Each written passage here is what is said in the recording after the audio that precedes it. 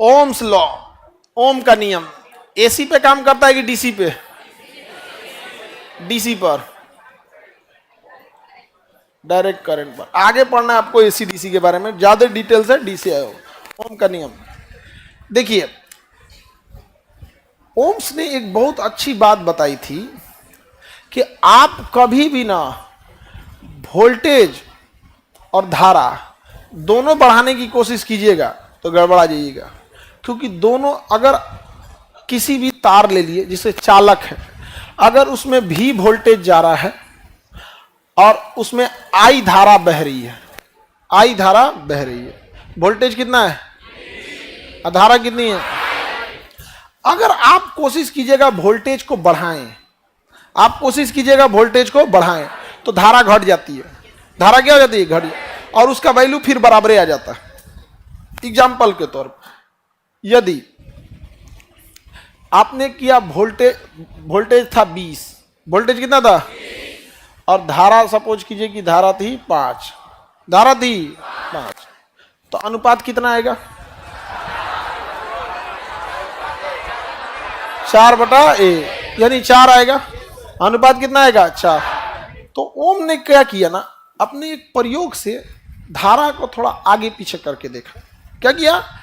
आगे पीछे करके देखा इसने, और उसने जब पाया कि जब उसने धारा को वोल्टेज को आगे करके चेक करने की कोशिश किया, तो उसने कहा कि रुको तो पहले घटा के देखते हैं। क्या करते हैं?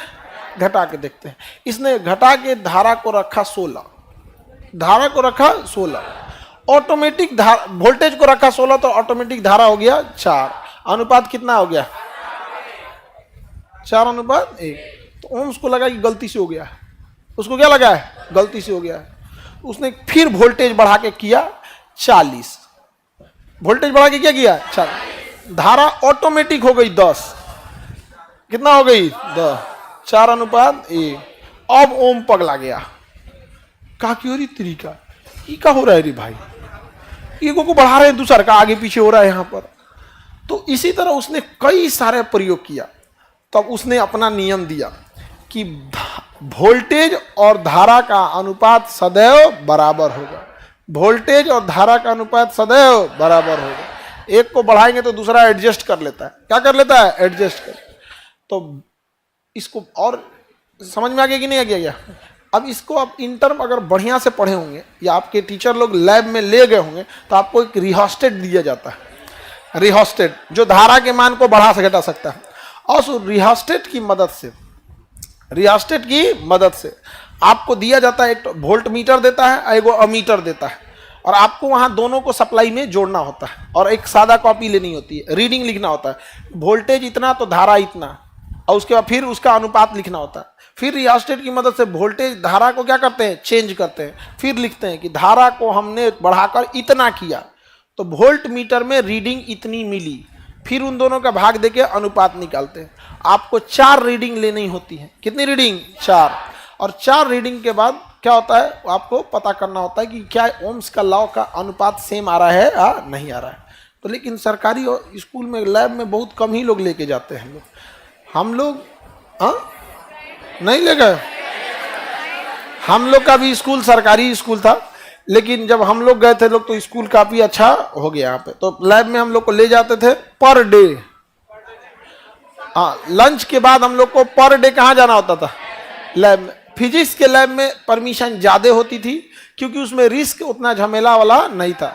केमिस्ट्री के लैब में सहूलियत ज्यादा रिस्क होता था। बोतल कांच, खाली तो कांच है, बोतलें रखल रहता है, फूट फाट जाएगा तो एक से एक रहेगा, फोड़ देगा सब। यहाँ पे कोनो कोनो का कोनो केमिकल मिला देगा। यहाँ पे अकलेल बकलेल रहता है, कोनो एक से एक रहेगा। हई का हो ये मायना बोयमा फूट गई।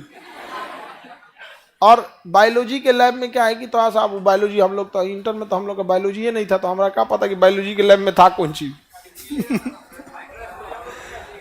और उसमें सांप छछूनर बिलार यही सब तो रहता है। सब उसको मैंने 3 बिलियन में डुबा के क्या करता है? रखे रहता है। अपना अपना एक एक रखा था। हमारी गिलहरी मर गई थी तो हम इसमें रख दिए। यहाँ पर देखिए, हाँ, इसका बस खाल है ये। हाँ, फोटो कहाँ से रहा? ओरिजिनल गिलहरी है ये। अरे इसका देखिए, जो बाल होता है ना, बाल ये नहीं सड़ता है ना, बाल वगैरह नहीं सड़ता है, स्किन वगैरह बाल वगैरह, तो फेनेफ्थलीन में लगा के इसको रख देंगे तो ये थोड़ी ना सड़ेगा, यहाँ पर बाल वगैरह नहीं सड़े। बाकी इसका अंदर का मांस वगैरह सब गायब है, मांस वगैरह क्या रहता है, गायब रहता है। बाकी ये सब क्या है, गिलहरी क्या हुआ है। हाँ बकलो, ये सबको तो पता नहीं। देखो चेक करो, बताओ ये ओरिजिनल है कि नहीं, निकलेगा कैसे, इसको पैक किया है, हवा लगेगा तो खराब हो जाएगा, चेक करके बताओ। ये तो और चेक करने गई, निकट दृष्टि दोष।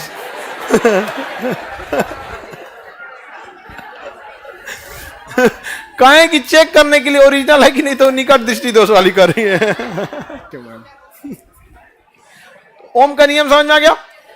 तो अगर वोल्टेज और धारा हमेशा एक दूसरे के क्या होते हैं, उसका अनुपात बराबर रहता है। अब इसको ऐसा ना फिजिक्स की भाषा में ऐठ के बोलता है, यदि किसी चालक तार के सिराओं के को, यदि किसी चालक की भौतिक अवस्थाएं जैसे ताप दाब इत्यादि को नियत रखा जाए, इसका कोई मतलब नहीं है। सोचा तो नहीं, सीधा बोलो वोल्टेज एवं धारा का अनुपात बराबर होता है। क्या कहना क्या चाह रहा है पता है, सुनिए ध्यान से। उसका एक तार लाओ तो जी, तार कौन तार है, छोटा मोटा, अरे चार्जरवे का दो ना, डाटा केबल दो, हाँ हो गया, यही तार है। देखिए जैसे ये कोई चालक है, तो कह रहा है यदि किसी चालक की भौतिक अवस्थाओं को समान रखा जाए, अर्थात न इसकी लंबाई बढ़ाई जाए, न तापमान बढ़ाया जाए, न इस पर कोई दाब लगाया जाए, तो ये कोई मतलब ही बतैला बिना। हमारा चार्जर क्या घींच के लंबा करेंगे हम, कि अगर आगी तपवा के पातर कराएंगे ना, हम तो विद्यार्थियों को ऐसा ना नाश देंगे ना कि उसको फिजिक्स पहाड़ लगने लगे। अरे सीधा कर, यदि किसी चालक तार की भौतिक अवस्थाओं को अपरिवर्तित रखा जाए तो इसके सिरों के बीच उत्पन्न विभवांतर, अरे बकलोलवा सीधा बोलना, वोल्टेज, इसके सिरों के बीच उत्पन्न विभवांतर एवं उसमें प्रवाहित होने वाली धारा, उसमें प्रवाहित होने वाली धारा का अनुपात सदैव नियत होता है। उसका अनुपात हमेशा क्या आएगा, बराबर है। अरे सीधा बोल, वोल्टेज और धारा का अनुपात नियत होता है ना, ऐठेंगे हम। यदि किसी चालक की भौतिक अवस्थाएं जैसे लंबाई ताप दाब को नियत रखा जाए तो उसके सिरों के बीच उत्पन्न विभवांतर, इसमें प्रवाहित होने वाली धारा का मान हमेशा, अनुपात हमेशा नियत होता है। या ओम का नियम है।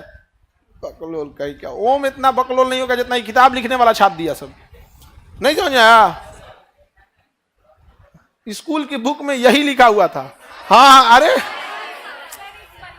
हम लोग इस चीज को झेले हैं, हम इस चीज को क्या किए हैं, झेले यहाँ पे। और टीचर भी यही पढ़ा रहता है, भौतिक अवस्था नियत रखा जाए, ये कोई बात है। अभी शिक्षक को कहा गया या दो पैर पे चलने वाला मानव का भौतिक अवस्था यदि नियत रखा जाए तो शिक्षक का लगा, अरे यार ये सब क्या कहलाता है यहाँ पे। बिना मतलब, अरे हम तार के साथ छेड़छाड़ कर रहे हैं, तो फिर बतैला बिना क्या जरूरत है यहाँ पे। बस सीधा समझिए, वोल्टेज बटा धारा क्या होगा, नियत रहेगा। तो V बाई आई ये हमेशा नियत रहेगा, जो चेंज नहीं होगा। तो इन्होंने क्या किया ना, जब चेंज नहीं हुआ तो नियत की जगह यहाँ एक कांस्टेंट वैल्यू R लगा दिया। क्या लगा दिया, R। और यही क्या होता है, प्रतिरोध। यानी वोल्टेज और धारा का जो अनुपात आएगा वही प्रतिरोध होता है। वही क्या होगा, प्रतिरोध। समझ में आ गया कि नहीं आ गया। अगर किसी तार का प्रतिरोध, जैसे ये तार है, इसका प्रतिरोध लिख दिया 10, सपोज कि इसका मतलब जो बनाने वाली कंपनी होगी उसको पता होगा इसका प्रतिरोध कितना है, 10, तो प्रतिरोध हमेशा इसका 10 ही रहेगा, प्रतिरोध हमेशा 10 रहेगा। अब आप अगर 10 देंगे, प्रतिरोध हमेशा क्या रहेगा, 10। तो सपोज ये कोई तार है हमारा, इसका प्रतिरोध कितना है, 10 ओम। 10 ओम। आपको पता है कि R बराबर होता है V बाई आई, यानी ये हर हाल में कितना रहेगा, 10। यानी अगर हम इसमें वोल्टेज 100 देते हैं तो धारा कितनी हो जाएगी, भाग देंगे तो कितना आ जाएगा, 10। क्या हो गया, 10। अगर हमने गलती से भी वोल्टेज को क्या किया, 50 किया, तो धारा भी कहां चली जाएगी, 5। कितना हो जाएगा, 10। अब हम बस एगो को चेंज करेंगे, एगो ऑटोमेटिक चेंज हो जाएगा। समझ में आ गया कि नहीं आ गया, ऑटोमेटिक क्या हो जाएगा, 10। अगर हमने कर दिया यहाँ वोल्टेज को 20, तो ये ऑटोमेटिक क्या हो जाएगा, 2। कितना हो गया, 10। कितना हो जाएगा, 10। ऑटोमेटिक चेंज होने लगेगा, यानी वो फिक्स होता है।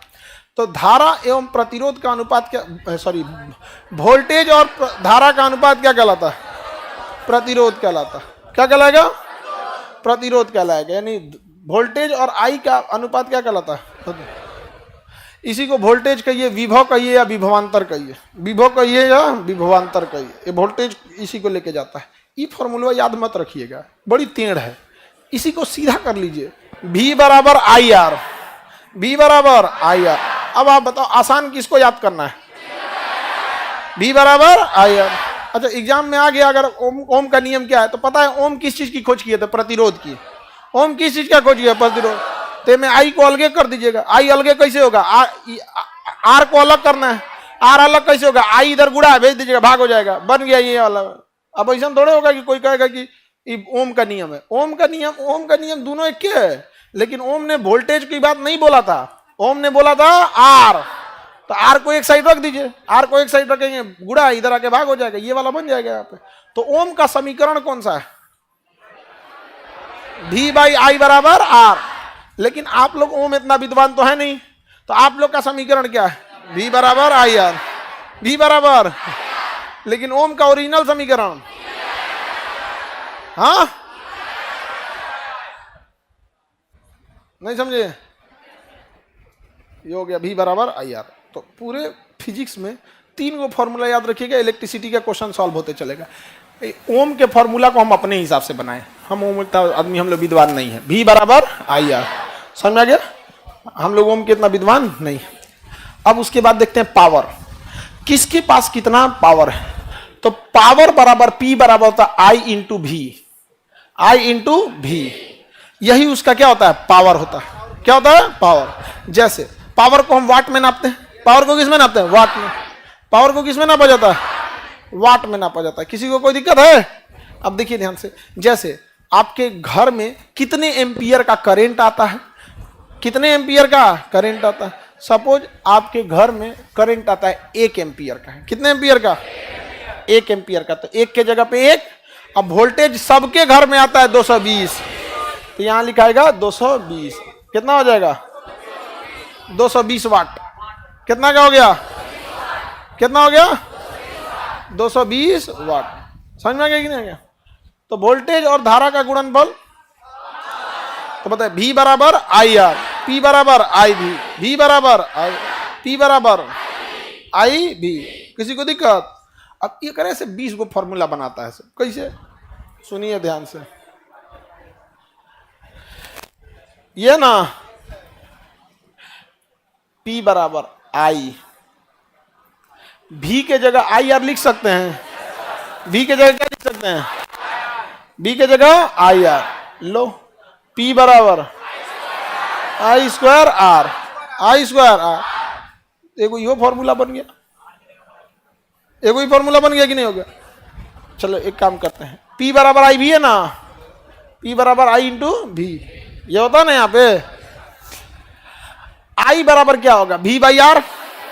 I बराबर, इस फॉर्मूला से अगर I को यहां छोड़ते हैं तो V बाई आर हो जाएगा। तो P बराबर I के जगह क्या लिख सकते हैं? V by R, I into V। तो P बराबर V square by R, V square by R. समझ में आ गया कि नहीं आ गया? ये सब नौटंकी कुछ नहीं करना है, ये सब कुछ पे ध्यान नहीं देना। जब हम यहां बना सकते हैं फॉर्मूला, तो न्यूमेरिकल सॉल्व करते टाइम भी बना देंगे। क्या जरूरत है हमारा पहले से फॉर्मूला याद रख ले बिना? यहाँ पे एक वो काम है क्या? खाली फिजिक्स पढ़ना?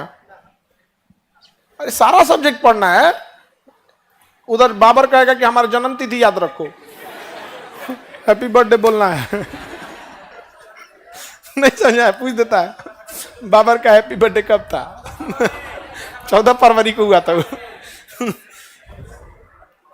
याद रहेगा? दूसरा फॉर्मूला V बराबर, P बराबर आई भी, V बराबर P बराबर।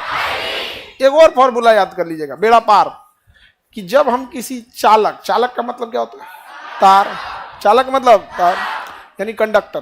तो जब हम किसी कंडक्टर में करंट देते हैं ना, तो करंट को वोल्टेज आगे ले जाता है। करंट को आगे कौन ले जाता है? और रोकता कौन है? प्रतिरोध। तो दोनों में लड़ाई होगा, तो प्रतिरोध कुछ ना कुछ तो करंट को रोक देता है। अब वो करंट कहां जाएगा? वापस ऊष्मीय ऊर्जा में बदल जाता है। वो करंट किस में बदल जाता है? ऊष्मीय। इसलिए आपका मोबाइल जब देखिएगा ना, तो चार्ज कीजिएगा, तो जितना करंट देता है ना, उसका कुछ ना कुछ ऊष्मीय ऊर्जा में बदल मोबाइल गर्म हो जाता है। मोबाइल क्या हो जाता है? हीट हो जाता है। और कभी कभी आप लोग ज्यादा बतिया देते होंगे लोग, तो हाँ, हीट हो जाता होगा मोबाइल यहाँ पे चलाने बतियाने से हीट हो जाता होगा। हमारा हैंड्स फ्री करके बतियाए का आदत रहता है। हम मतलब एक हम लगाते हैं तो हमको लगता है कान मेरा सही में खराब है नहीं खराब है यहाँ पे। इस लगाइला के बाद एक हाथवा बिजी हो जाता है। बतीले सोचे हैंड्स फ्री करो, कुछ काम करते रहो। क्वेश्चन गलती है, हाँ ठीक है काम हो जाएगा, आए बाद में पता है केकर फोन है वो तो लेकिन अगर ज्यादा देर तक कान पर लटा के बात करेंगे तो वर्क चल रहा है, धारा और प्रतिरोध के बीच में लड़ाई हो रही है, तो कुछ ना कुछ उसमें निकलेगा हीट। इस जुड़ा फिजिक्स में क्वेश्चन वहां पूछ देगा कि एक बल्ब को 10 मिनट तक जलाया जाता है, यदि बल्ब के टंगस्टन का प्रतिरोध 10 ओम है और उसमें 5 एम्पियर की धारा जा रही है, तो 1 घंटा बाद कितना गर्म हो जाएगा बल्ब। ऐसे करके पूछ सकता है। हीटर में पूछ सकता है कितनी ऊष्मा देगा, तो उसका फॉर्मूला H बराबर I स्क्वायर RT। H बराबर I square RT, I square RT। यही 3 गो मेन फॉर्मूला है। बाकी इसका मान उसमें रखिए, उसका मान उसमें रखिए, 20 गो फॉर्मूला बनाते रहिए, इस सबसे कोई मतलब नहीं है। फॉर्मूला हम लोग बाद में बनाते रहेंगे। तीनों फॉर्मूला याद हो गया।